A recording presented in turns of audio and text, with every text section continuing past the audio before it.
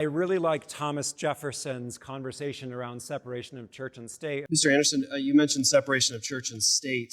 When Thomas Jefferson mentions that in reference to the Danbury Baptists, he mentions the separation of church and state. Where did that doctrine of the separation of church and state come from historically?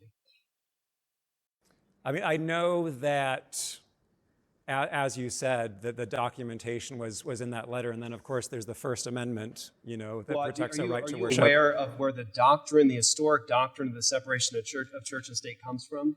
I'm not sure, but please tell me. Are you aware that it comes from the Covenanters, the Huguenots, the people who believed in Lex Rex, that the law of God is transcendent and that the government has to obey God in their sphere and that the church obeys God in their sphere, and therefore they are separate institutions, both obligated to obey God?